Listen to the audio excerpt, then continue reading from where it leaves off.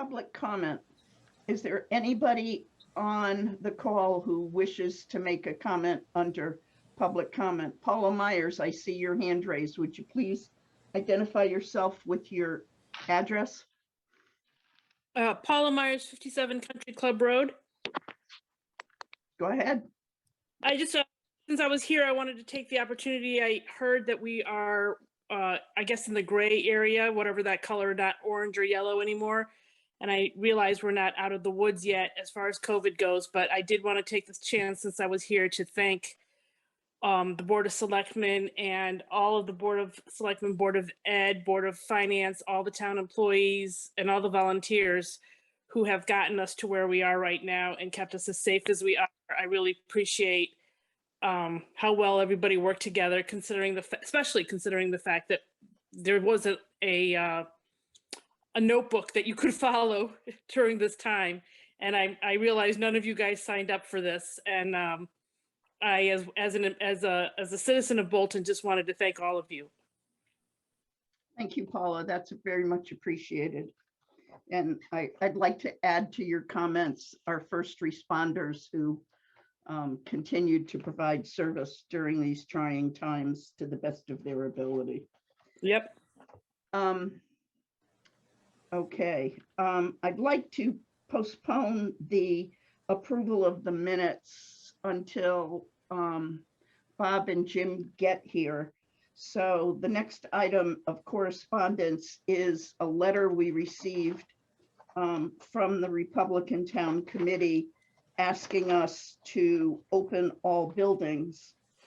And we'll be discussing that later in the meeting, but I would like to point out at this point that Herrick Park has been open for at least a month. It is available for rental, and it is very doubtful that the Notch Road Municipal Center will reopen during the cooling season, simply because we do not have the ability to properly cool that building without the use of fans, which is not a safe way of moving air. So any comments on the Republican Town Committee letter? Oh, it was just sent to basically request that the town that open its facilities, and it was primarily geared towards the library, senior centers, and town hall. Yeah, we're getting close to the time to open, if not at the time to open, but we still have to err on the side of caution, even if it means upsetting a few people. And we're upsetting more than a few. I know, but we can't let our guard down. I mean, just because we think we're in good shape does not mean that we're in that good a shape. I mean, Connecticut as a whole is in pretty good shape. Bolton as a whole is in very good shape, but we just can't take our eye off the ball and know that we're completely home free, because we're not. We could be in very much trouble very quickly if we don't keep our eyes on things. So I'm for erring on the side of caution. Thank you for that. We actually had one more case reported over the weekend. So we are currently at 297 cases, and our vaccination rates have not increased in the 21 to 44 age range. So we are well below the state average there. We were by almost 10 percentage points, which is not great. No, we were doing much better a month ago. Yep, we were. Yeah, but the key factor is the most vulnerable people are at nearly 100%. That's an important thing to point out. I mean, Well, people in my category. I don't know that I know who the most vulnerable are, Bob. Well, I mean by age, Well, their category. But still, even though you're vaccinated, you're not 100% protected. Yeah, but that's life. But what I'm getting in your car, you're not 100% protected. But that's not what I'm getting at. What I'm getting at is if the 20 to 40-year-olds come in contact with the senior citizens, they're increasing the senior citizens' risk because you have that 10 to 20% chance. So the more people that aren't vaccinated still keeps our seniors at risk because they go into their homes, they go into their businesses, they mingle together. So the more people we can get totally vaccinated, the safer it is for, as we were talking about, the most vulnerable populations. Fully agree. There's no disagreement on that. Yeah. So That's the answer to. So we'll be talking about that later in our agenda. Yeah, we got enough going on. Hopefully we stay awake that long. Yeah, Yep. I'm sorry. Didn't mean to. Correspondence, memo from the Board of Finance regarding meeting dates for the remainder of 2021. The chairman of the Board of Finance has returned to graduate school, and unfortunately, her classes for the fall will be on Thursdays. So they've moved the remainder of the meetings for the rest of the year to Wednesdays, and they're listed in your packet. And that's for info only. I see that Jim has joined us, but not Bob DiPietro. Let's go to approval of the minutes of May 4th. We had some corrections today prior that were listed in the minutes of the following meeting. And we got a transcript today from Mike Aramita. I guess the question for the Board of Selectmen is, do we want our minutes to reflect transcripts of meetings, in which case I will go back and ask our board clerk to turn this year's meeting into transcripts, or do we want to let our minutes stand as corrected by Mike? Stand as. Stand as is, or change as corrected by Mike, in which case I will go back and ask our board clerk to transcribe all of the minutes from the current fiscal year so that they reflect transcripts rather than minutes. Well, I don't know, Mike, you want to comment on it, but. I believe that our minutes should be transcripts since we have audio recordings of them. If there were no audio recordings for her to transcribe, then minutes as they are normally done, a generic type recount of the meeting would be sufficient. I think Board of Selectmen meetings should have an actual transcript as their minutes. In this case, I was somewhat displeased by what went on and took it upon myself to transcribe the 7B, I believe it was, of the agenda of the May 4th meeting to reflect what actually transpired, because what was in the minutes wasn't enough of what I thought should be there. If you want to accept this as an isolated instance with a transcription that is almost perfect, with the exception of a few times I took liberty to correct some of our words and grammar so that we didn't sound as bad as we did on the audio. But for the most part, that's what was on that section on 7B. And it was a meeting that was somewhat displeasant or unpleasant and had a lot of things brought up in it. And I just thought that the entire 7B should be included as part of the minutes. And so Mike, are you making that a motion? Yeah, I'd like to make a motion that we add the entire transcript as I presented it, with the few changes that I talked about where we made some miswordings and things that I kind of corrected a little bit. There's probably 6 or 8 places in here where I may have changed a word or two just to reflect proper grammar where we may not have been perfect at that point. Add this to the minutes, or as an addendum, or as replacing 7B in the minutes that are presented. Mike, I want to point out to you that we did not include in our minutes of the prior meeting your childish reactions to not getting approval for your trailer at that meeting, and we Sandy. ignored. Sandy, let's not get with the childish reactions, because that's what's bringing us to this. If the board doesn't want to include this, that's fine. It's on the audio tape. I presented it. If you don't want it, just vote it down. It's just that simple. And, you know, I was upset at that meeting because I felt like we were sandbagged, which we were after we were asked what we needed, and we gave the information to the town, and the town sandbagged us and me.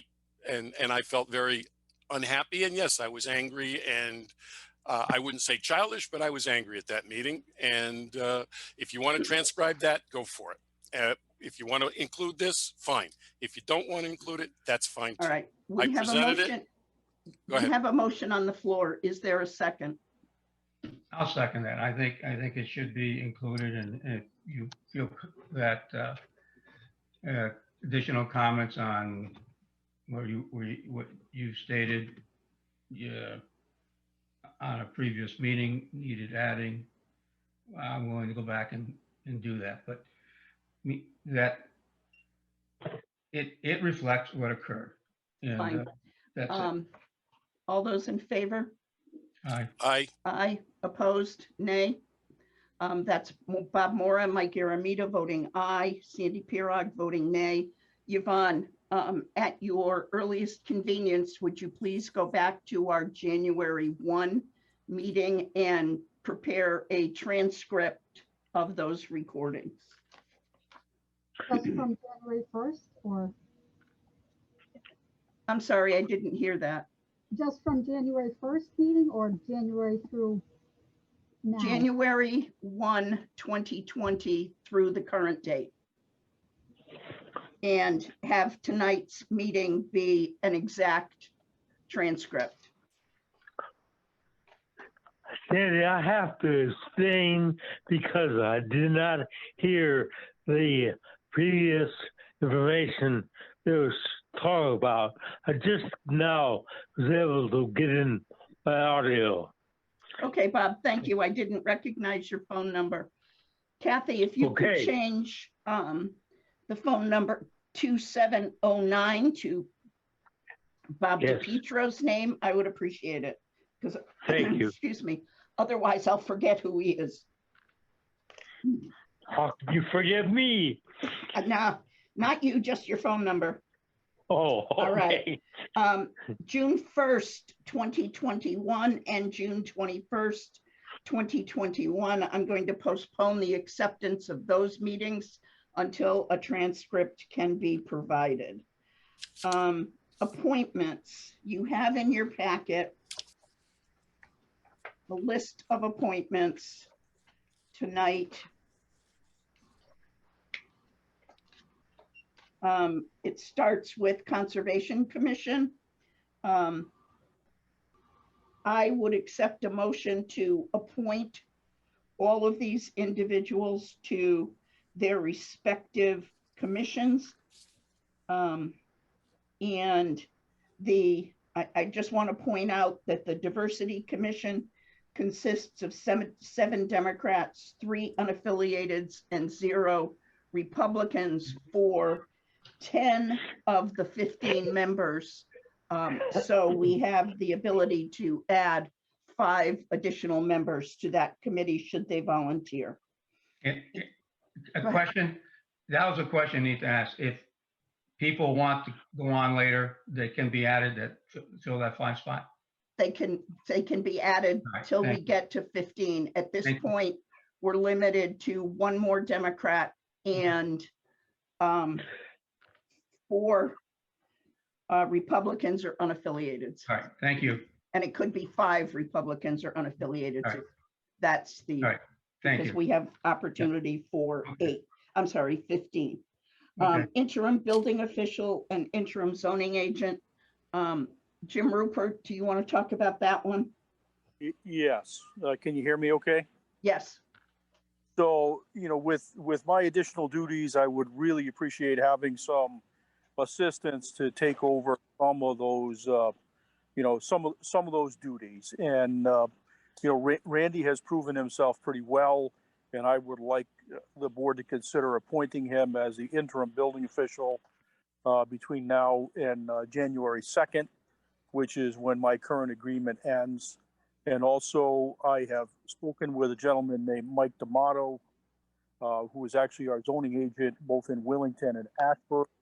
And he is willing to offer us a contract for a price of $2,000 a month to handle our zoning responsibilities between now and January 2nd. And I would recommend both of them. I know both of them very well, and I know that they're very capable of doing the work that I would ask for them to do. Jim, can you give us the name of the temporary zoning enforcement officer? Yes, his name is Michael D. apostrophe capital AMATO. Michael Otto. Oh, yeah. And Randy Heckman, correct? Correct. Is there a T in there or just KM? HECKMAN. Thank you. All right, I would move that we adopt the appointment list as updated with the names of Randy Heckman as the interim building official and Michael D'Amato as the interim zoning agent. I'll second that. I'll second that. All right, it was moved by me, Sandra Pirog, and seconded by Bob Mora. Any discussion? No. Okay, moving on. You want to vote on it, Sandy? We do. All those in favor, please signify by saying aye, and I'm going to do a roll call. Yep. Bob Mora, Aye. Mike Aramita, Aye. Bob DiPietro, Aye. Sandy Pirog votes aye, so that is unanimous. So we're moving on to item 6. We've got some great speed going here. I don't believe there are any subcommittee reports. Jim, do you agree? Yes,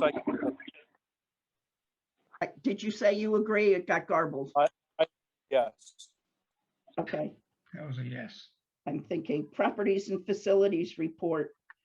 I don't think we have anything. Open space and acquisition, we have nothing. 2021 budget report is in your packet.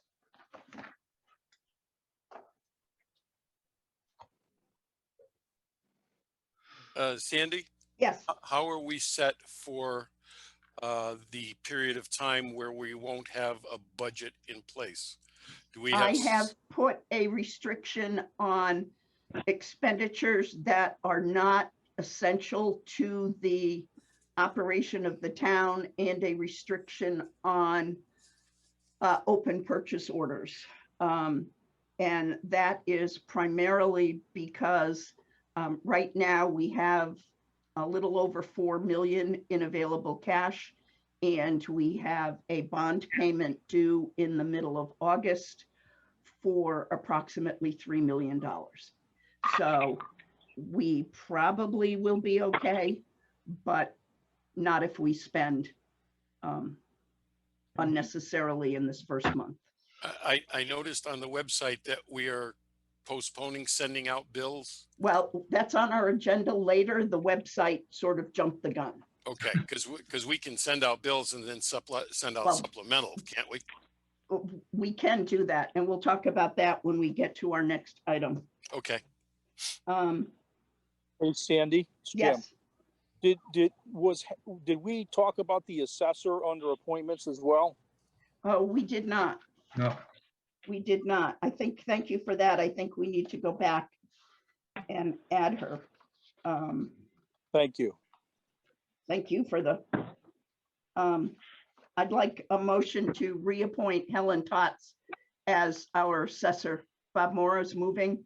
Yep. Is there a second? I'll second that.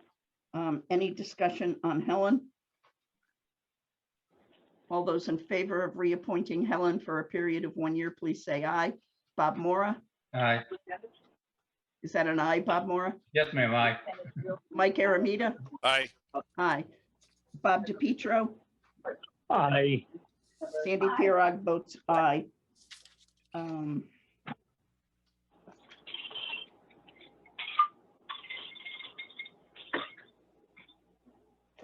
I'm gonna pick Lucy up. She hasn't up.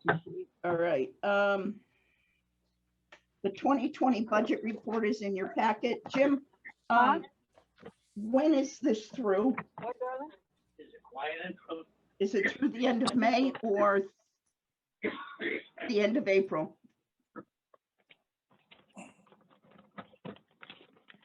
What, Lulu? Where are you?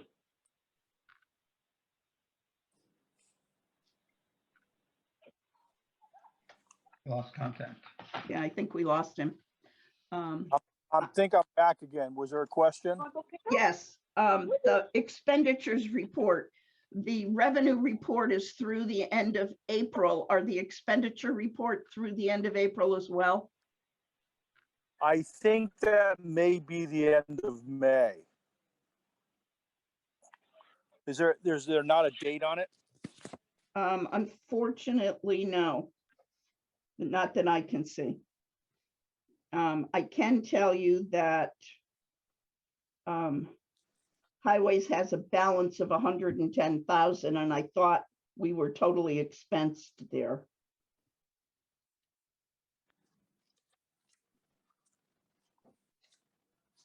Trying to find it. No. See if I can find something I can recognize on there.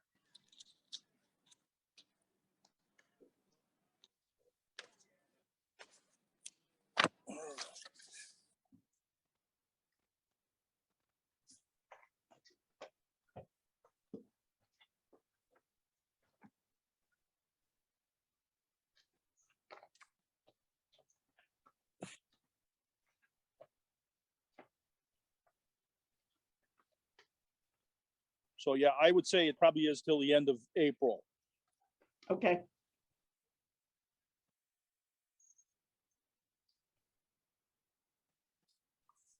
All right, report on, oh, any questions on revenues or expenditures? All right, now, new business, consider and possibly act on setting tax due dates. While the Board of Finance is charged by our charter and state statutes with setting the mill rate, it's the Board of Selectmen that are charged with setting the payment due date. So I had a call today with both Jill and Jill Collins, our finance director, and Lori Bushnell, our tax collector. And they are recommending at this point that we have a September 1 due date for payments. There is also a provision in our charter that says in the event we do not have a budget by the beginning of the fiscal year, which is where we are, that the Board of Finance needs to set a temporary mill rate equal to the current, no higher than the current mill rate. And then should the budget pass at a higher rate, that will require an additional billing. Lori is fine with that information. If, however, the Board of Finance sets the mill rate lower than it is currently, we're in a world of confusion because Lori will have to send letters to everyone, certified letters to everyone who overpaid their taxes. They will have to return a signed agreement saying, I want my refund, and then she will have to issue the refund. So I've shared that information with the chairman of the Board of Finance to ask them to consider not changing, not reducing unless it's absolutely necessary. So is there a motion to set the due date for payments on either an adopted mill rate if the budget passes on July 13th, or a temporary mill rate, which would be set at the Board of Finance's next Yeah. meeting. Before that, can I ask a quick question? Sure. I mean, keeping it, should it not pass, the best thing to do is keep it at the existing mill rate and then set the supplemental. Can we suggest in our motion that that be the course? Or I would welcome an amendment and well, that would be, my amendment would be that we would, should the budget not pass, we would recommend that the mill rate that is set would be what the current mill rate is. And then that supplemental bill can be sent out in January. But where does that put us with what Sandy just said about having to refund and all of that should the budget continue to be reduced below this year's rate? boy, I certainly hope that's, I hope it's not the case either, but we're in kind of uncharted territory here a little bit. We haven't gone this far in not as since long as I can remember. not Right. since 2016. We had 3 budget referendums. Yeah, either way, quite frankly, I think you have a lesser chance of that happening if you just go forward with the current mill rate, because a lot of institutions, most of these are paid directly by the bank.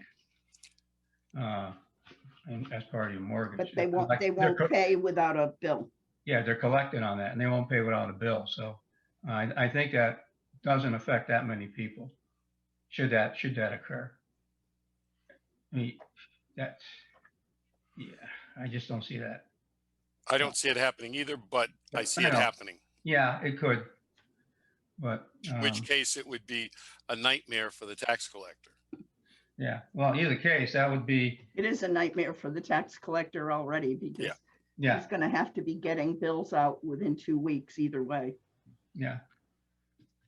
Well, I kind of, I'll go along with the, setting it to, this year's rate and taking our chances. All right. Okay. So is that a second to Bob's amendment, Mike? Yes, yes. All right, we're voting on the amendment to ask the Board of Finance to set the mill rate no lower than the current year's mill rate. All those in favor, Bob Mora, Aye. Mike Aramita, Aye. Bob DiPietro. Bob DiPietro, you're on mute.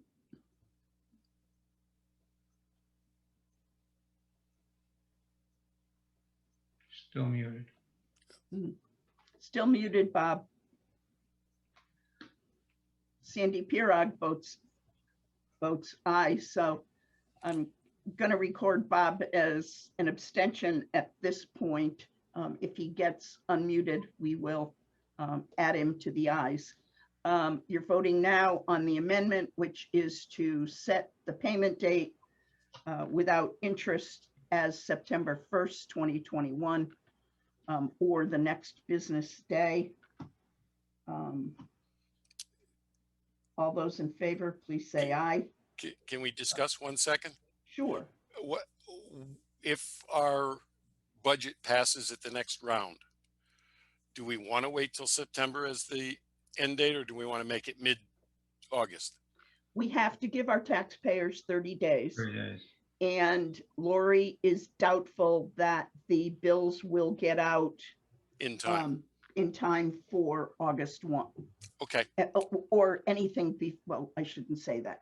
She's confident she can get them out in 2 weeks, but that Only doesn't- changes the end date a week, so it doesn't Yeah, make exactly. any difference. Yeah. That's fine. Okay.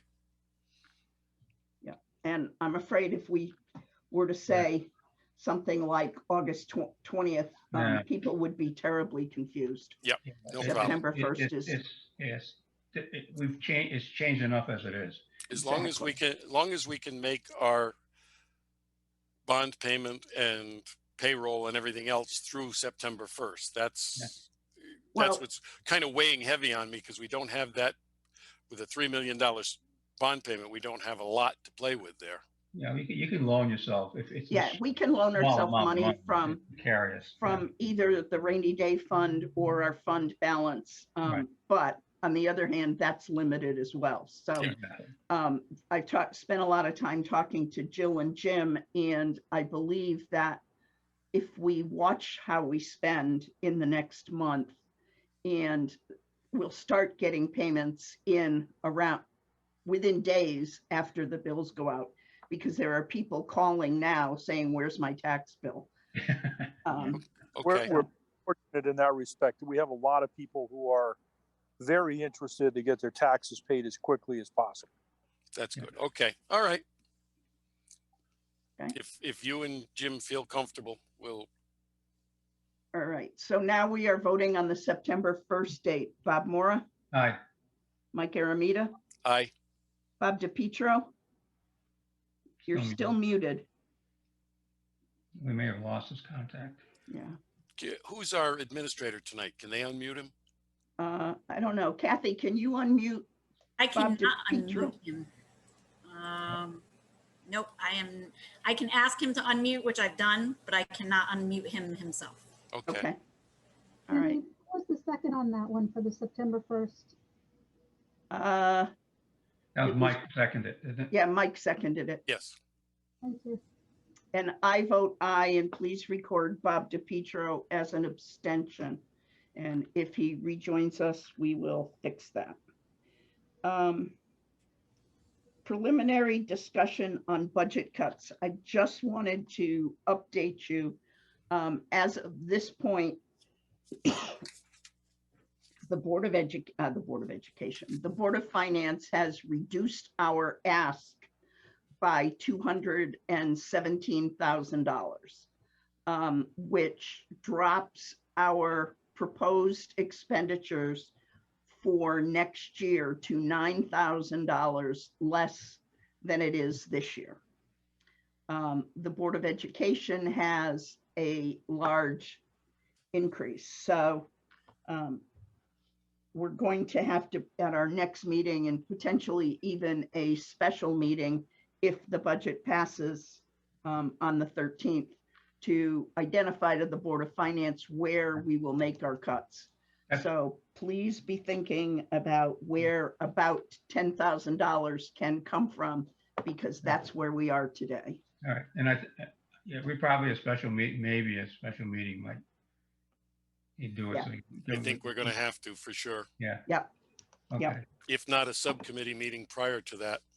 Well, I think But I we might as could- well just have the whole thing. yeah, I think we ought to And probably just do the whole, everybody Yeah, here. let's But- split it out and get it done, and Okay. we Yeah. go forward. All right.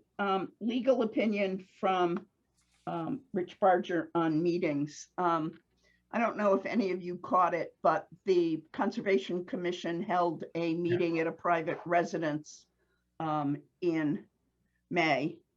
And I reached out to Jim to ask him to check with the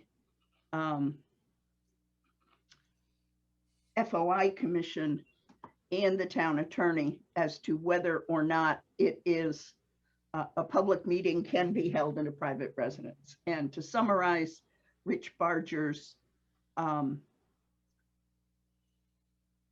opinion, it's basically said, as long as it is advertised that the public is invited and there is no hindrance to the public to attending, it can be held in a private residence.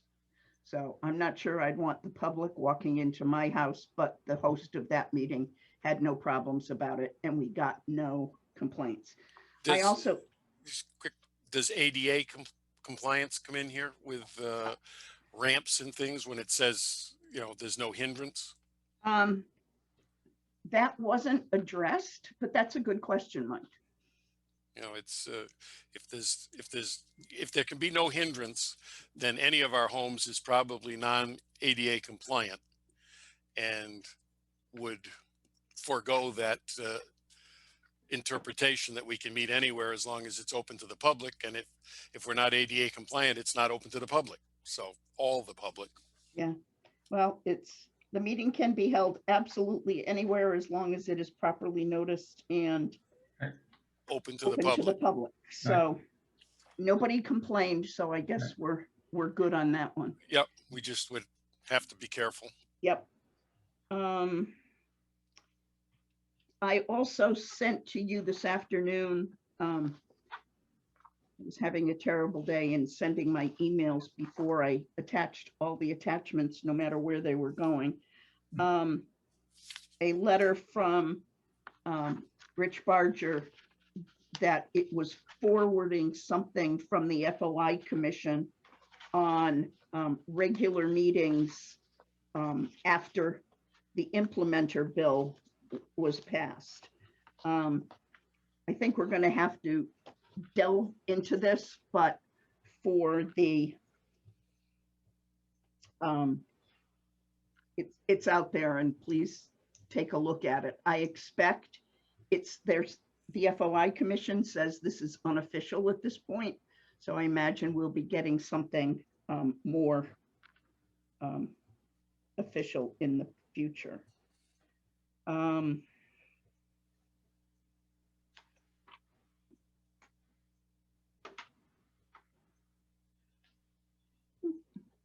Sandy, you're on a roll here, and I don't want to interrupt you, but I know I cut in and out there when we were talking about budget. Did we talk about the transfer report at all? That the board- Just to say that it was in the packet. Do you Okay. want to say something about it? No, I just want to make sure that the new Board of Selectmen didn't have any questions about the transfers that Yeah. I approved during the last period since our last meeting. Okay. No. Perfect. All right. So holding meetings in person. The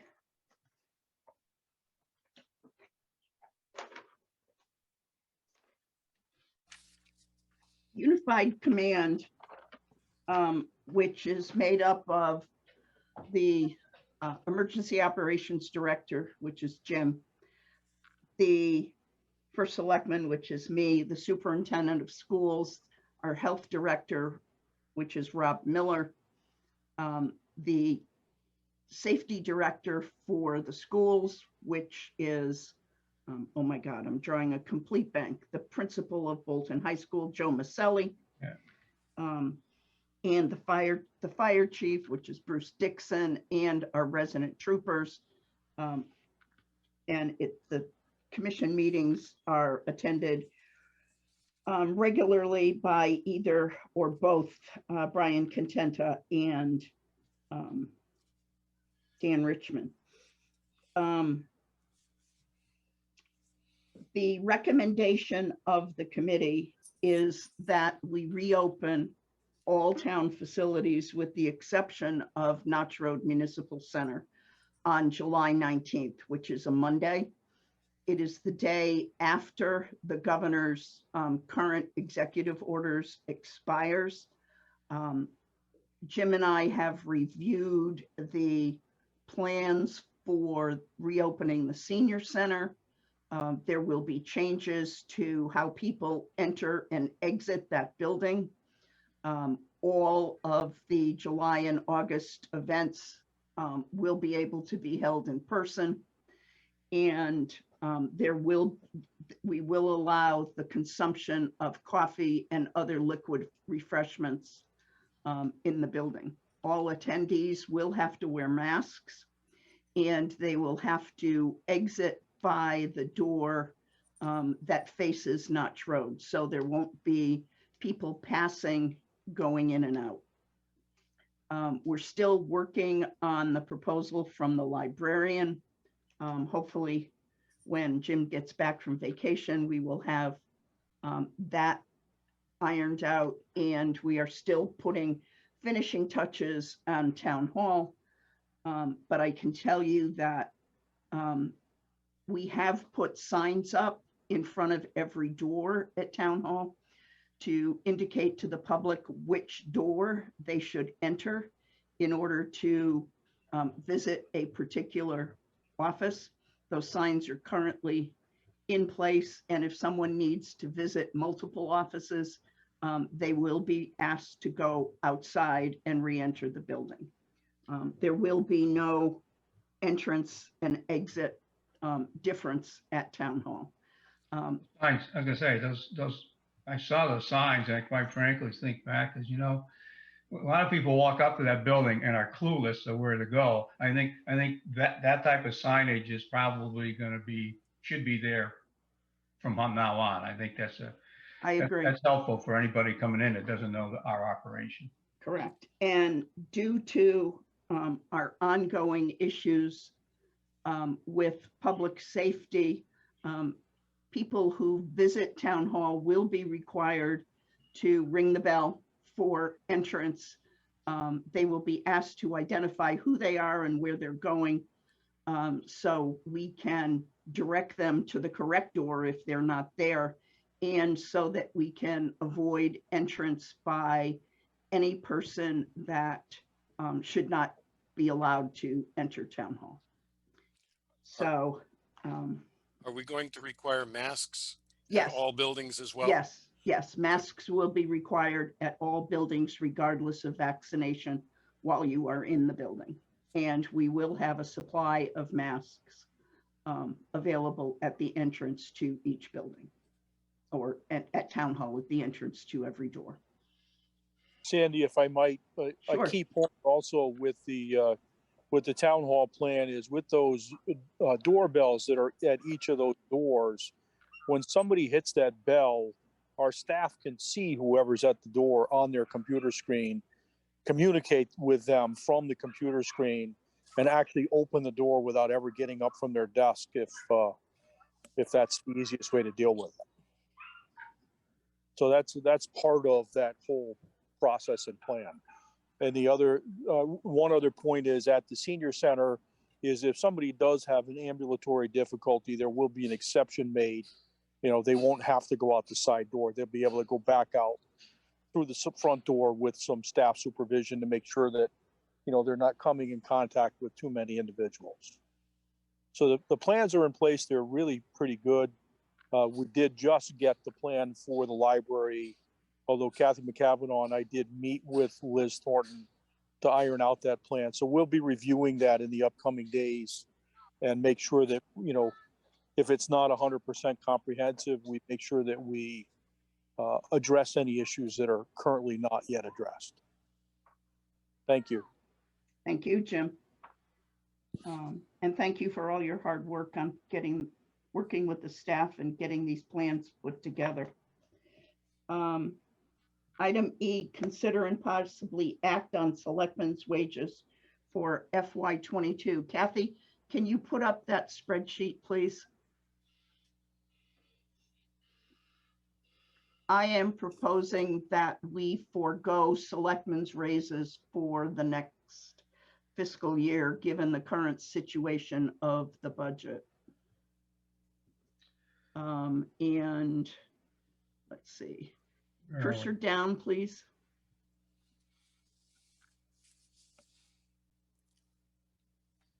Keep going to monthly.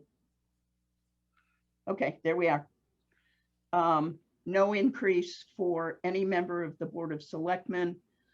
A 2.25% increase for the assessor, the previously agreed increase for the fire chief, the deputy fire chief, and the assistant chief, and the fire marshal and deputy fire marshal have been moved from non-union monthly to union hourly.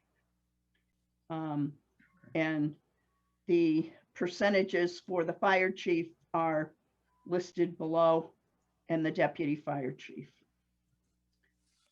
Kath, can you cursor up to the top, please? The town administrator, Where are we? Okay. up at the top. I've got it. Thank you.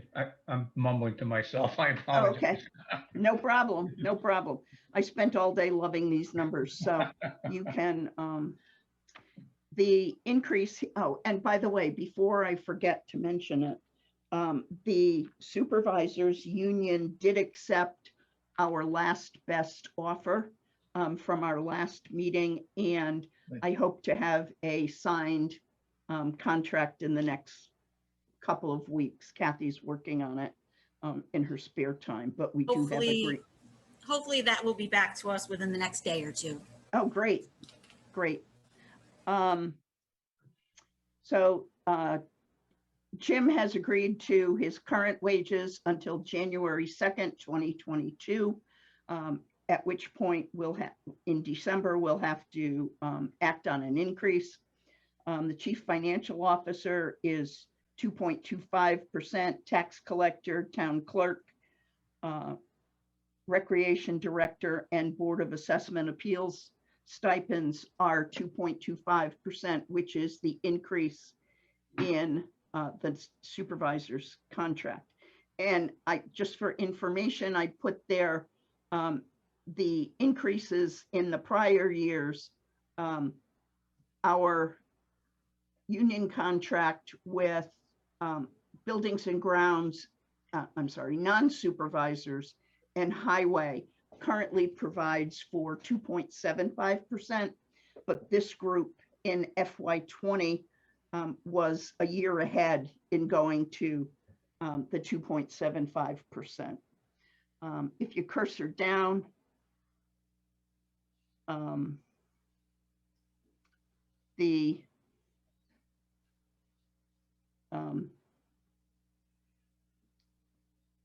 I did make one error, actually more than one error in this, where library pages, library substitutes, and election workers are 12.27%. We need to make them $13 an hour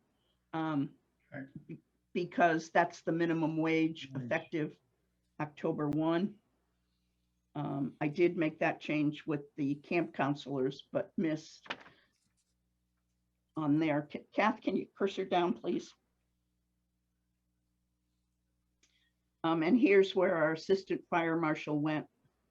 By the way, when Josh put together our budget, he did budget everyone's salary increase at 2.75%. So this is an area of potential for cut. And because every area here is a little bit crazy, I just looked at the change in the confidential secretary for percentage numbers.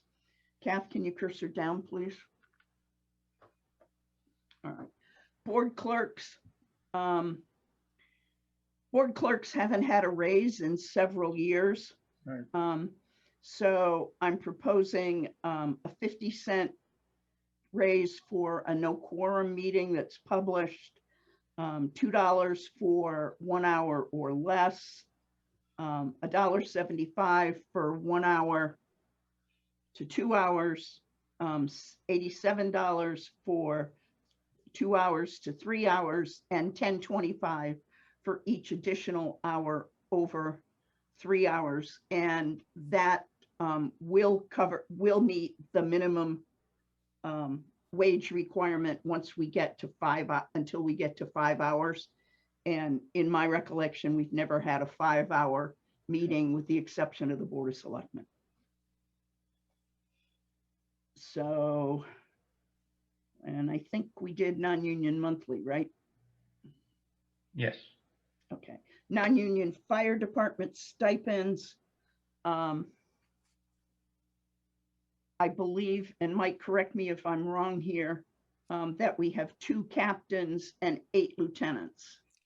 I believe that's the total budgeting, yes. Correct. How many are currently occupying those positions? We have 2 captains and we have, I think, 1 lieutenant's position open right now. Okay. Because Chief just made a couple of appointments and he's going to make at least 1 more. So we should be full very shortly. Okay. Thank you for that information. So I would like, and if you want the gory detail and the calculations that went into this, you can go to the separate tabs, which are in that email that I sent to you today. Sandy? Yeah. I'm looking at, and I'm not looking for me because not including the Board of Selectmen and yourself included in the raises is pretty much a uh, it's a gesture and it says something, but it's kind of an empty gesture because each year we go along with it and each year we talk about it and each year we do it, but the staff still gets raises. It's not like staff follows along and says, oh, Board of Selectmen didn't get a raise. They didn't take a raise, so we're not going to take a raise. So it really doesn't have any effect other than just saying to the people that we're foregoing what would be about $1 a month or $2 a month increase as just a gesture. And I'm not saying that we should do it. I'm just saying that it's kind of an empty gesture, if you know what I'm getting at, because it really has no impact. The 5 people, and it goes back to East Hartford, when East Hartford would hold back raises from the department heads because they were the only ones that were non-union that they could hold them back from. And it was ridiculous there. And I think it's, for the fact that there's 5 people in the community of all the employees that are doing this gesture, it's empty. And I don't have a problem not taking it. I really don't. I'm not asking for it, and I'm not saying we should do it. It just serves no purpose. It really does. We say that we do it because we want people to follow suit, but it never happens. And I don't know. It just Well, I know, I don't mean to cut you off, but I'm just saying, I understand where you are. However, I think it's a positive gesture with this caveat. I've been thinking about this for a while. And when we look at this, it's going to take about a minute. When we look at this, we say, okay, what's the percentage increase?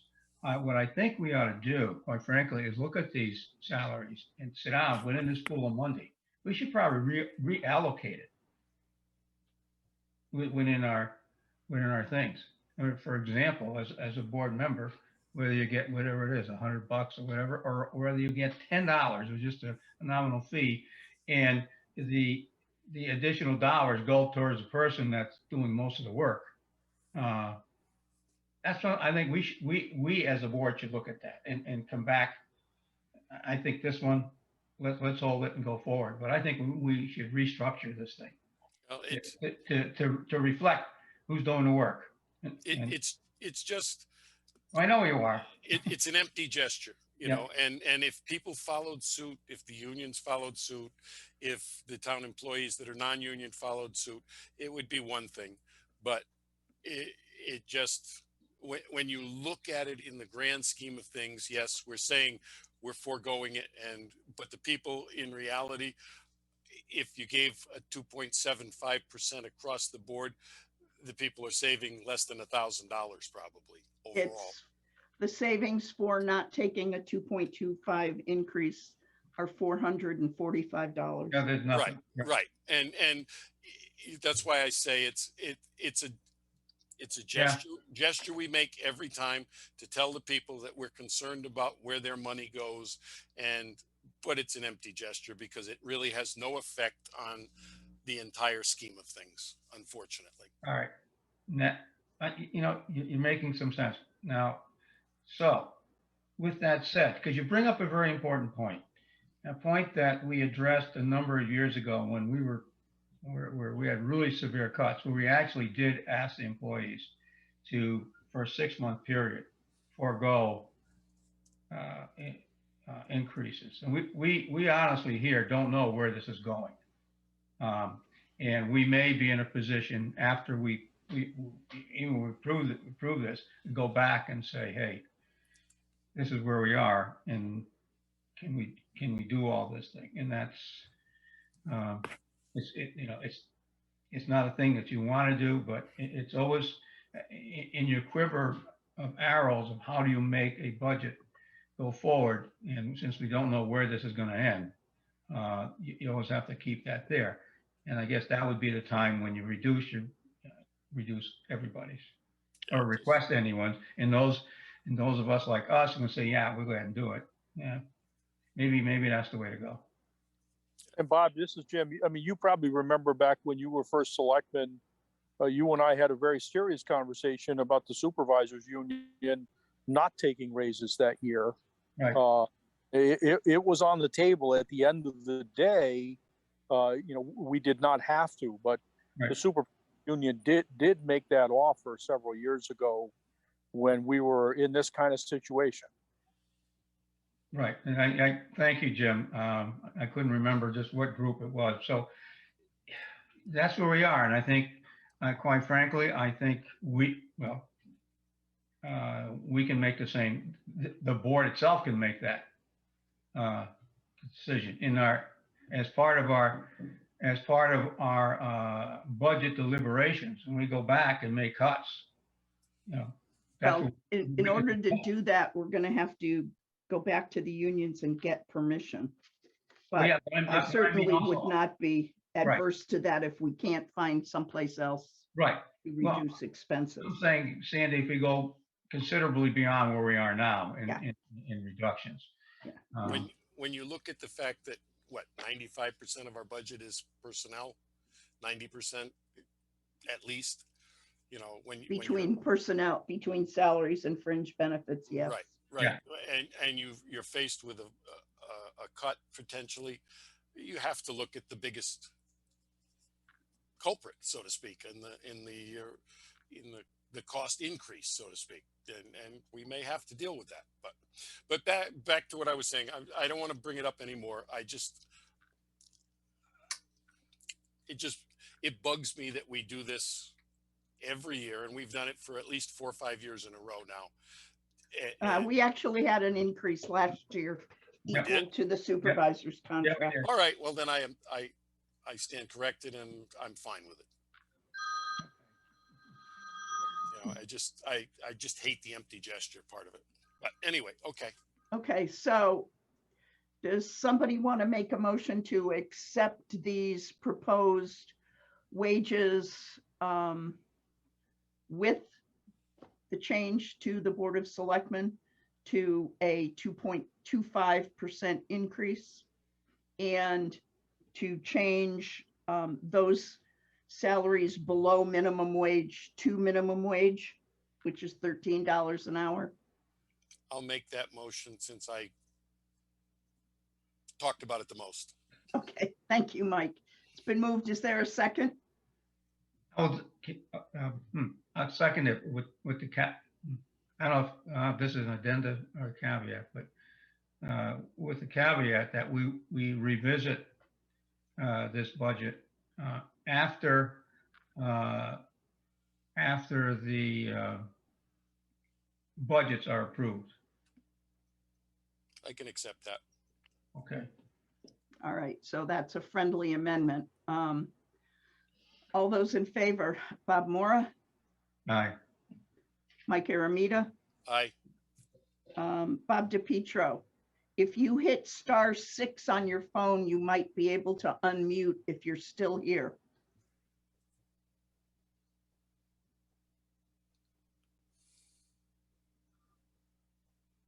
Not hearing anything. Okay, He's back. all right. Aye. Aye, Bob. You voted aye? Thank you. Yeah. And Sandy Pirog votes aye, so that is unanimous. We didn't finish our discussion on holding meetings in person. What is your pleasure with our August Selectmen's meeting? Do you want to be in person? Do you want to be totally remote? Do you want to be hybrid?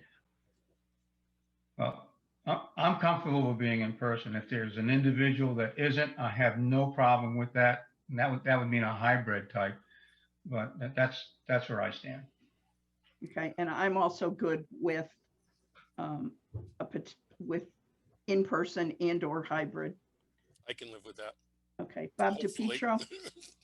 No, I'm good to stay here. Okay, so you would be the hybrid person. Okay. Yes. We have added something called OWL technology to Town Hall. So you will be able to do it remotely, and participate in the meeting, as will anyone else who chooses to do so. And no need for you to come to town hall. With the OWL technology, I haven't tested it myself, but I've been told that the OWL itself will move to show on the screen the individual who is speaking at the time. So as long as we don't all speak at once and confuse the OWL, we should be in great shape. And I think we've gotten, go ahead, Bob DiPietro. What could I couldn't get the Zoom today. I'm wondering why there was no access. Oh, Do you know? I don't know. That's why I'm on my phone. It's only Okay. because I couldn't find how to get in. Probably just as well. You know what it looks like. I'm getting old and I'm balding.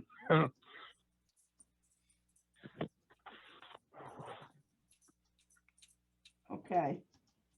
Okay. I'll find it out later. Bob, you might want to get with Kathy tomorrow and see if you can set up an a meeting of just the two of you and see if you can get in that way and practice or see if there's a problem with something that's happening. Yeah, actually, Gary is probably the proper person. Because you can set up a two-person Okay. meeting and see if you can get in that way to see what's going on. All right. Thank you. Thank you. Next item on the agenda is consider and possibly act on the resident troopers contract. You have a copy of the new contract in your packet. It's the standard contract. The things that are changed in the contract are listed in the on page 1 of the letter. Authority over police operations, the reporting under investigative methods and reports and records. Language has been added to clarify that the town is responsible for purchasing, maintaining, and ensuring interoperability of body-worn and dashboard cameras. That only applies to town officers or constables under the supervision of the resident trooper. So that particular item will not affect us. We have an estimate of the costs of the resident trooper contract for this year, this coming year, which, if I can find where I wrote it, is without overtime, which we're billed with quarterly, is approximately $340,000 from memory. I think it's actually slightly less than that, which is less than we budgeted for last year because our current resident troopers have less seniority than our recently retired resident trooper. And the savings are passed on to us. So I need a motion to allow us to, allow me rather, to sign the emergency services and public protection contract for the coming year. So moved. It's been moved by Bob Mora. Is there a second? I'll second it with Mike- just Mike some, Aramita seconded. Go ahead. just some discussion as I bring up each time we do one of these, and that's to figure out some way to coordinate our services with the other communities that have residents in our adjoining areas. And it's something that I know is like pulling teeth, but it's something that concerns me a great deal when we know that we have troopers coming from a great distance when our troopers are not on. And there's got to be some way that we can either coordinate it or combine it with other services or something to be able to have a police officer within a reasonable period of time or distance from our town border 24 hours a day. I have had conversations with the new commanding officer of Troop K, and he has agreed to allow Brian Contenta, when he is doing an overtime shift for Troop K, to spend all of his time in Bolton until such time as he's called out for coverage in another town.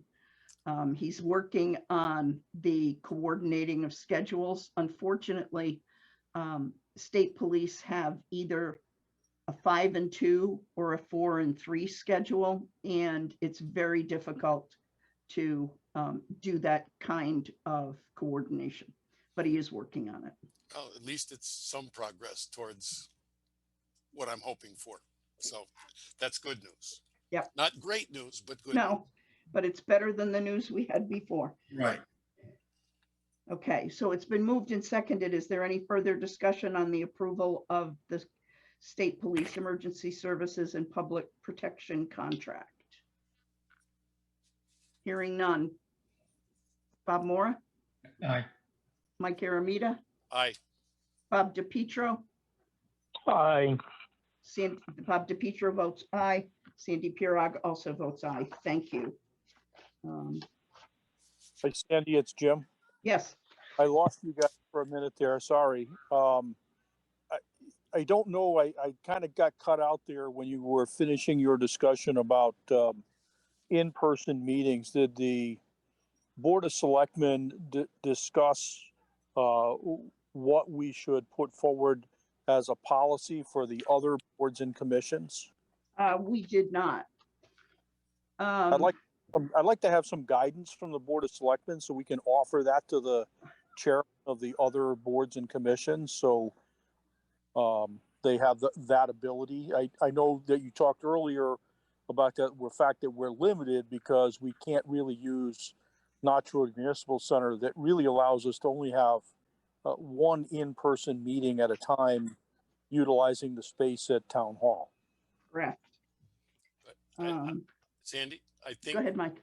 I think we should, as a town policy right now, adopt the hybrid model for everything so that our committee members or commission members or board members have the ability to stay home should they feel endangered or have some reservations about coming in, but allowing those members who feel comfortable and members of the public that feel comfortable to come into the building, wearing masks at all times. But I think that, to give Jim some guidance, I think town adoption of the hybrid model is where we should go.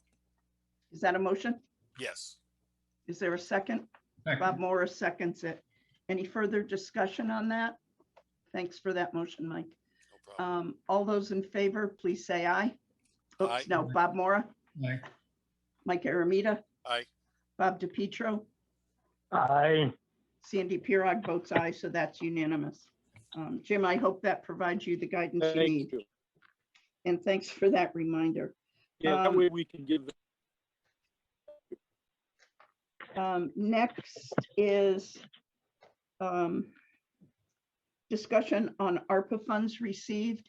We have received a check from the feds of a little more than $748,000. We do not have any additional information from the feds as to what it can be spent on.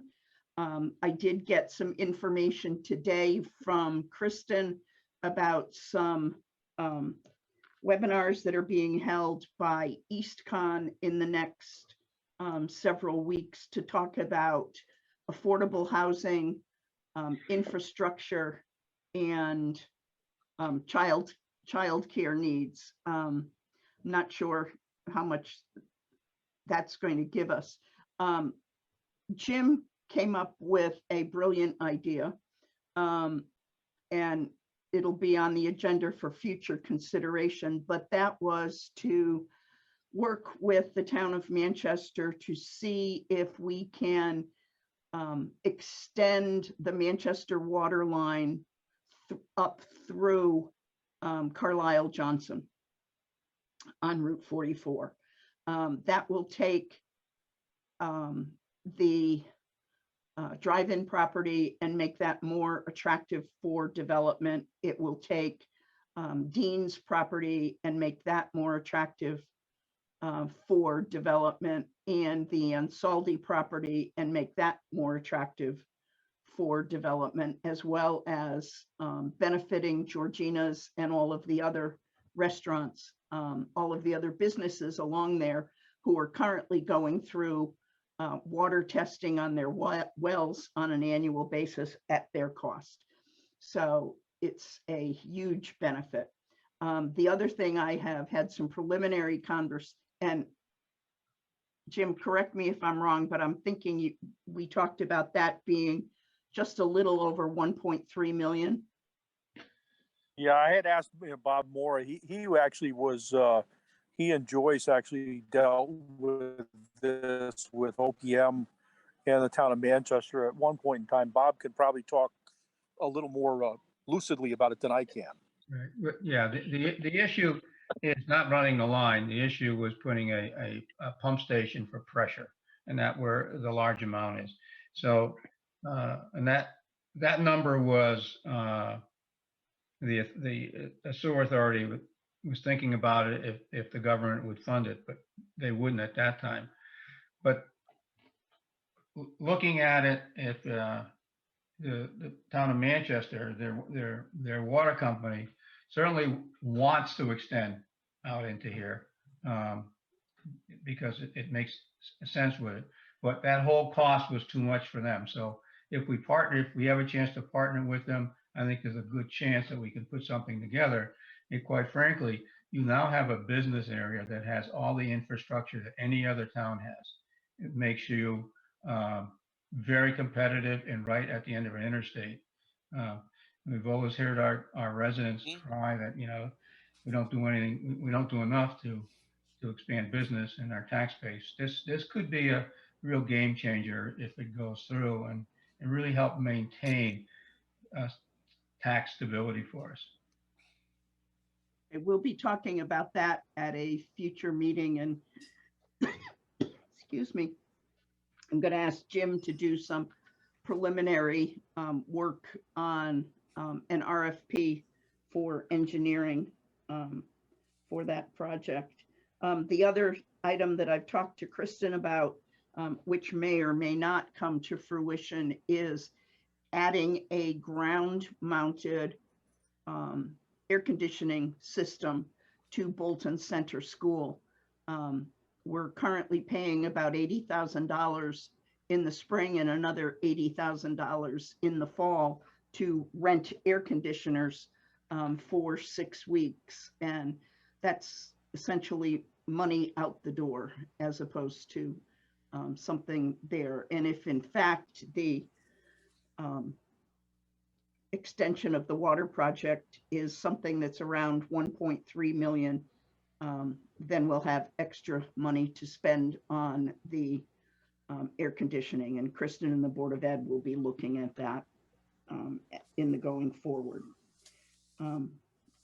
Any other questions on ARPA funds? Nope. That money, by the way, is sitting in an separate interest-bearing account. Consider and possibly act on ARPA funds for Eastern Highlands Health District. We got a request from Eastern Highlands Health District to help them pay for the rental of the Mansfield Community Center room for the vaccination clinics they have held. Our share of the request would be $1,825, and that could come out of the ARPA funds because it is for health and services. This was something EHHD did not anticipate. And they're asking for a voluntary contribution. Jim, do you want to, or can you speak about what some of the other towns you've talked to are doing? So I don't know what others are actually, what decisions they've reached. I do know that, the first request was not written as nicely as the request that we've seen now, was not very tactful. In some towns, I can't tell you that some of the other town administrators or town managers were pretty upset about receiving this ask when they had offered to have some of these clinics within their own jurisdictions, some of which would have been more centrally located than the town of Mansfield, and would not have charged any funds. They were not happy with the town of Mansfield in particular for asking for a bill after the fact, and not making sure that Eastern Highlands Health District knew at the time they set up these clinics that they were going to be billed for that service. The total bill is about $20,000, and each town has been asked to pay a portion based on their per capita percentage of that. Frankly, with the exception of the town of Mansfield. Jim? Yeah. Now that we're under transcription, I don't care, but this is BS. The other towns were more than willing, including us, to hold things in our community, in our buildings, at our expense. And for the town of Mansfield to want $20,000 for a room, I agree. It's ridiculous. And I agree. I would send them a big fat zero. And me too. With our thanks to them, I think this is wholly out of line for the town of Mansfield. I agree. And I vote no when it comes to giving them Me too. a donation. And I think the town of Mansfield put the district in a pretty awkward position. I'm assuming, as I can best recall, I don't think the district knew that they were going to be charged when they did that. I can't believe they did. No, and they did not. They did not know, because otherwise they would have either funded it or they would have requested for all of the member towns to fund it. Okay. I'm not mad at the Eastern Highlands Health District. I think they're looking for a way to supplement their funds because they're in a tough shot. But it's time for Mansfield to pony up and suck this up and eat that $20,000 for the rental of a room. So, Mr. Aramita, does that mean you're making a motion? I make a motion that we send a letter to the town of Mansfield saying they should suck it up. Like we would have sucked it up if it was in our town. I second that. And recommend strongly that they withdraw that bill from Eastern Highlands. That's a motion, and it sounds like Bob DiPietro seconded it. Yes. Any further discussion? Nope. All those in favor? Bob Moore? Aye. Mike Aramita? Aye. Bob DiPietro? Aye. And I also vote aye. Kathy, can you put together a nice, sorry, we aren't paying letter for me to sign? Not too nice.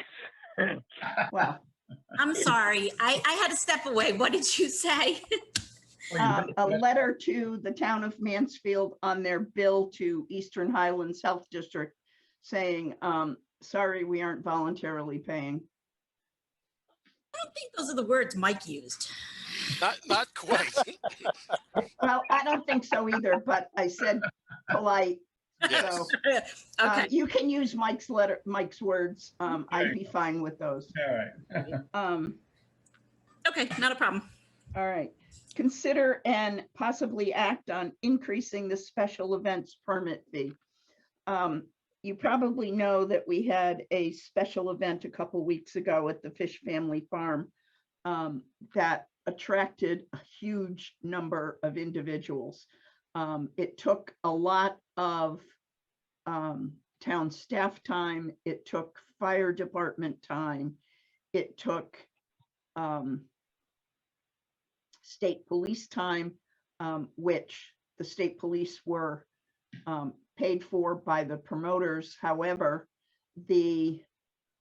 our resident trooper was on duty that day and actually spent most of the time up there assisting with the crowds. Jim, you want to take that from here? Sure. I think, Sandy hit it right on the head. And this is something that's been happening, for a number of years. And most of these events that have happened have been for the Lutz Museum, which is a nonprofit. And, it's one thing, I think, for the town to, accept a $50 fee for when they're doing it for a nonprofit organization. But this event that recently happened was clearly a for-profit. It was for-profit by the promotion company and did benefit, a local business being Fish Family Farm. My understanding is they sold out of ice cream, and they had recently made something in the area of 700 gallons of ice cream. So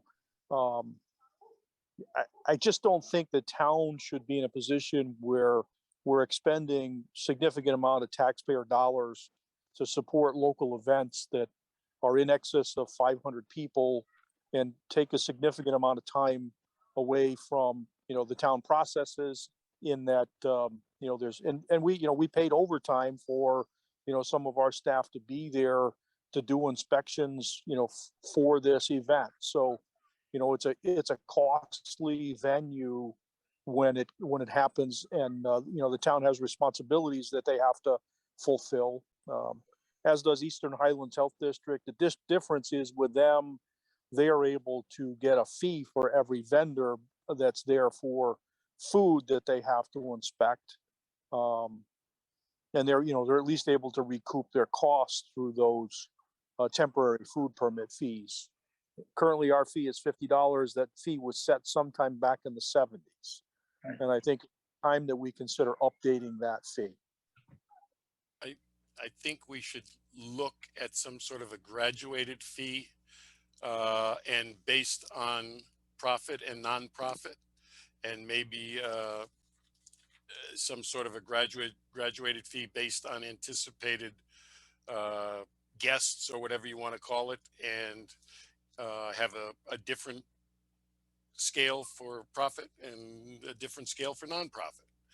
Because as a community, I think we want to support our nonprofit entities, and I really don't care if the ones that are for profit make a few bucks less.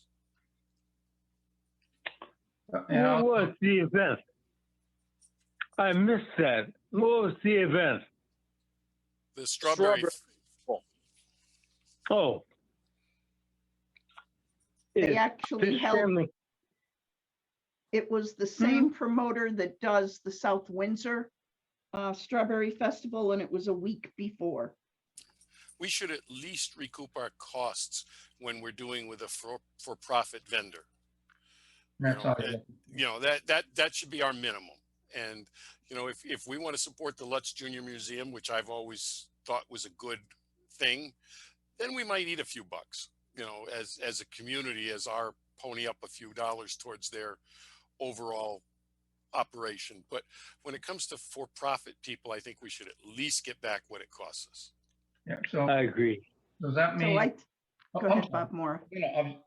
Maybe I'm probably jumping ahead of you, but I suggest that maybe Jim come back with some proposals for us to look at. So for us to consider, we can do it on a subcommittee meeting or whatever, but that's my suggestion.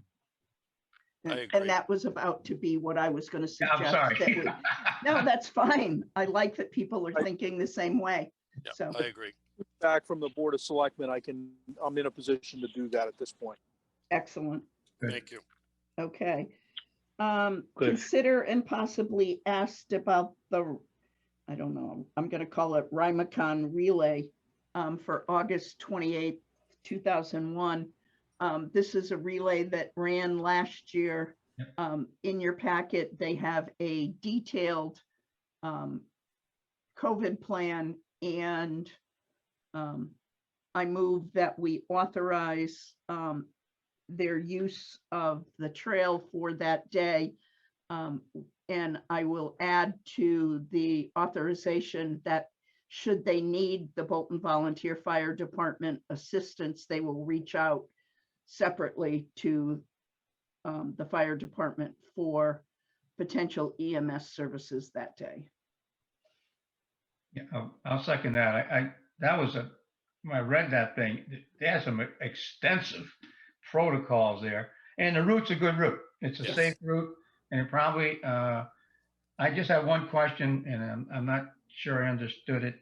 The only road crossing they have with us is Steele's Crossing Road. That's correct. And is that, do we have a police presence there to direct traffic? I didn't see anything that, whether that's ours or the race responsibility. You know, I don't know the answer to that. Mike, do you remember what they did last year? Don't quote me on it, but I think the fire police did the crossing. Okay, Okay. so basically they're probably asking us, but that's the only crossing we have to Yeah, I contend with. think we did the crossing last year, but I Okay. don't remember All right. 100%, but I think we did. I will put that in the approval notes. Yeah, just so they So- verify, you know, who needs to do what. Yep. I have no objections, even if we have to help them with that. Okay, so it's been moved and seconded. All those in favor, Bob Mora, All right. Mike Aramita, Aye. Bob DiPietro, Aye. Sandy Pirog also votes aye, so that's unanimous. Consider and possibly act on signs from Friends of Bolton Lakes. Oh, that's an L. It came out as FBI. Yeah, that's what I thought too. When it Yeah, no, the FBI isn't posting signs in Bolton. This is Okay. Friends of Bolton Lake. All right. However, they have proposed 4 locations, 2 of which are on state roads. And 2 of which are on town roads, 27 Quarry Road and 26 Tolland Road rather. And the in your packet is a copy of the sign, which is vivid green with white lettering. Jim and I have talked about this, and our suggestion is that we ask Friends of Bolton Lake to work with Barbara Kelly to determine if in fact the 4 locations they are proposing are in fact the best locations for that sign, because those are not the edge of the watershed. No. And they come back to us with approved locations, with locations that they've agreed to with Barbara, and then we will go ahead and get the state permits for them. under this, I've always thought of watersheds as to drinking water, but I assume now that it really it's applicable to lakes like ours where it's not drinking water. But how does this affect if we talk about watershed and asking people as far as road salts and things like that? Are we opening up another kettle of worms with that? If And we that's an excellent question, Mike, that I think Barbara Kelly can guide us on. okay, all right, because there's a lot that can go into a watershed other than just people going through town and stuff. Correct. Correct. So if there is no objection, we'll notify FBL that they need to get together with Barbara Kelly and work on the locations and the content of the signs and come back to us. discuss removing the existing sign at the senior center and replace at the front of the building and place the refurbished fire department sign where the existing sign was. The fire department generously gave the senior center the old sign that had been at the fire department. The Board of Selectmen never accepted it, nor did we approve its installation. So this is a formality to allow us to accept the sign and install it. And in your packet is the refurbished sign. It says Town of Bolton Senior and Social Services with the phone number and Registrar of Voters also, and the 3 blank lines will be maintained. Those are the fill in the advertise local events, and those will fill in, the senior center staff will monitor and fill those in. Are there any questions or concerns? Hearing none, I'd like a motion to accept the sign and approve the installation. So moved. So moved. Okay, I'll let Mr. DePietro do it. okay, will you second it, Mr. Moore? I'll second it. Okay, it's been moved by Thank you. Mr. DePietro, seconded by Mr. Mora to accept the sign and approve the installation as proposed. Any further discussion? Okay, all those in favor, Mr. Mora, Aye. Mr. Aramita, Aye. Mr. DePietro, Aye. and I vote aye as well. We're actually making outstanding progress on this agenda, and I'm really proud of everyone. Discuss the use of Everbridge notification for non-emergency news and events. At the last Board of Finance meeting, the Board of Finance discussed at length the use of the Everbridge Every House in Town notification to get information out about the referendum. We pushed out an Everbridge notification early in the morning and then mid-afternoon reminding people of the vote. I have to tell you, I got as many calls thanking me for the notification as I did people saying to me, I didn't sign up for getting a notification by the budget. So I think it bears some discussion by this board as to whether or not we want to continue using Everbridge for non-emergency correspondence, or if we want to solely use it for emergency notification. Today, and notice went out about the severe thunderstorm watch Yes, it did. that was put in place. And I think that either way is an appropriate message. Yes. So comments from the board. You know, that's an interesting one. And I haven't sort of thought about it, not given it a lot of thought as to, initially was put there for emergency, but can it be used for other things that are important to the town? And what are those things? I think we should look at it. I don't know what, I don't know the answer. What I'm saying is I don't know the answer, and I don't have a clear vision in my mind. But Well, maybe we need to think about it. Jim and Kathy did check with Everbridge, and we have purchased the software.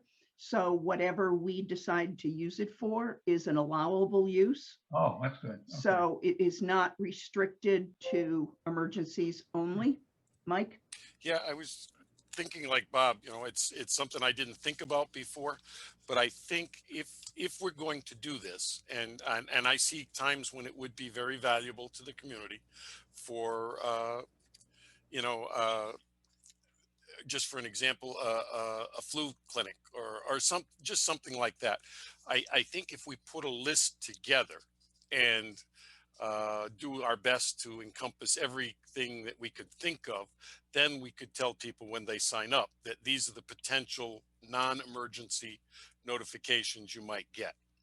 And that way they would know right from the get-go. And we could send a quick letter out or a pamphlet or something to every home in town saying that we're going to potentially change our Everbridge notifications to include the following, so people won't be caught off guard by them, and they can have time to come in and complain about it if they want ahead of time. But I think if we put a list together, and not a big list, we could make it, a fairly short list of things other than emergencies. I think letting the people know up front would be the way to go. Okay, so what I'm hearing is we need to have some further discussions on this. Just as a matter of information, I had Kathy today research what it cost us for the every door delivery that we did when we moved the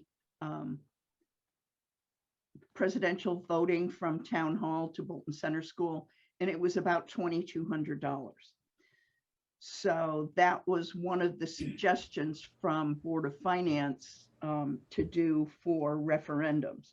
On a 2-week cycle, that's very difficult, and I would hate to spend $2,200 and have it arrive 3 days after the referendum. Right. Right. And with every door delivery, you get what you get. Yep.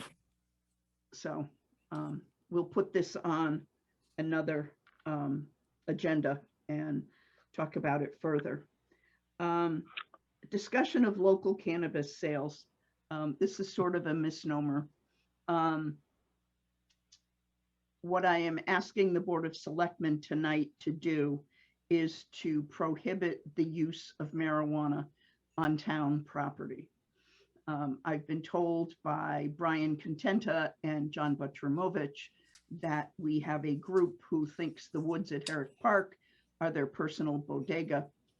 And there's nothing we can do at this point to stop them. So, because it is not specifically banned. So I would move that we prohibit the use of marijuana on any town property or in any town facility. I don't have an issue with that. We do that with cigarettes. We sure as hell can do it with pot. Law says you can use it. You can use it at your own home, but the law also says in public places we can say no, can't do it here.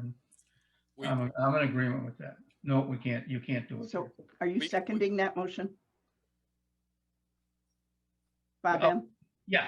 Okay, thank you. Mike, go ahead. We already prohibit the use of alcohol on town property. And cigarettes. And cigarettes, Internally. Right. But And we actually do not prohibit the use of tobacco on town property, only in town. That's right. well, maybe we should be, but Now, that's for another discussion. But you're right. We do prohibit alcohol. You're right. And which is both have it alters your state. Whether Correct. whatever they do. I think we should mirror the alcohol policy Right. on that. And that allows us to make a decision if somebody calls and asks us if they could, have a party with it. And it's not a complete prohibition, not completely prohibited, but it's prohibited unless there's a special reason. I'm just saying, I think we should mirror the alcohol policy with this so that we're not doing something out of the ordinary. I think. Yeah, I kind of disagree with that, Mike. I think it should be prohibited under all costs. Because I don't know of any insurance, at least today, that you can purchase to cover marijuana usage while there is an alcohol rider you can put on your homeowner's policy today. Fine with me then. Bob DiPietro, did you have any comments? No, I agree with you.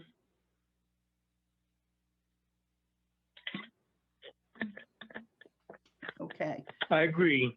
all right. In that case, I'm going to call for a vote on the motion. Bob Mora,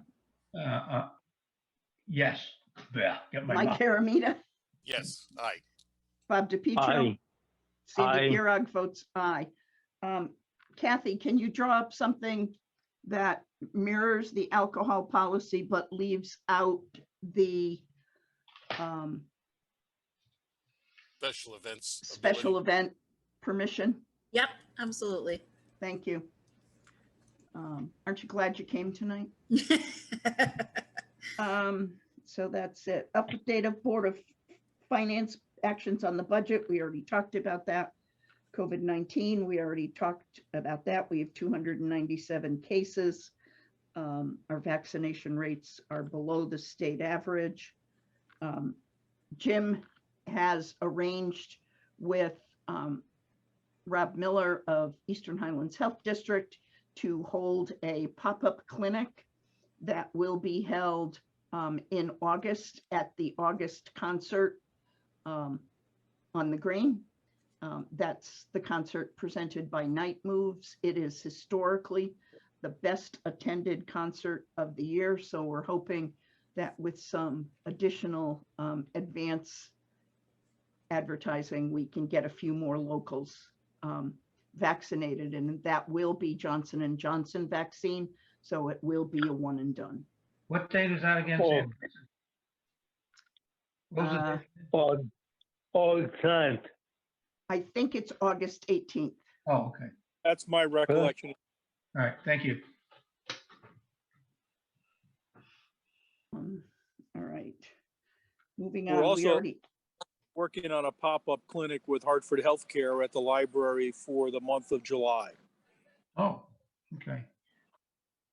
I don't have a date for that yet, but Liz Thornton is working on that, and we will probably be starting to advertise that next week.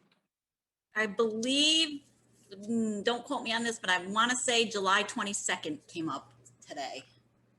I believe that's what we were looking at. that's great because that'll be a month, just about a month earlier. Yep. That's a good spread too. Yep. Good distance spread time for Okay. get our straggler. So we've already talked about reopening, the reopening plans and suggestions for other boards and commissions. Jim, you want to talk about your report? Well, I gave everybody a written report because I wasn't sure whether I was going to make it. And obviously I've had some connection difficulties tonight. So I guess at this point, I would just ask if there's any questions on the highlights that I've given over the last month. No, Yeah, the only thing I would add to that is I hope you all saw the email today from Bruce Dixon. We've had another fire truck emergency. Rescue 134 was towed today to Middletown due to an antifreeze leak. And we don't know what that damage is. It could be a hose, it could be a seal, it could be who knows.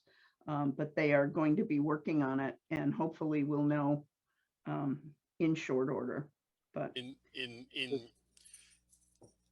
the interest of caution, it was towed rather than driven because of what happened to the last vehicle. So we're very gun shy, and hopefully we are, just being a little overcautious, but it needs to be checked out prior to having a failure or something that could cause a failure.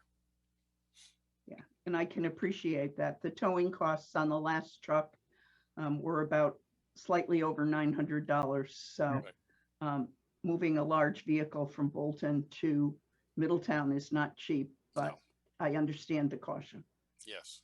So All right. Any other questions before we adjourn? I want to thank you all for your outstanding agreements and ability to move things along tonight. We managed to accomplish everything in an hour and not quite 50 minutes. excellent. This is the longest agenda I have ever seen for the Board of Selectmen. I do appreciate Jim joining us via phone, and wish you all well, and we'll be in touch. Don't forget to vote. It's been moved. Is there a second? I'll second. Okay, all those in favor? Aye. Aye. Yeah, Opposed? I. Okay. Good night, all. Good night. Good Good night. night.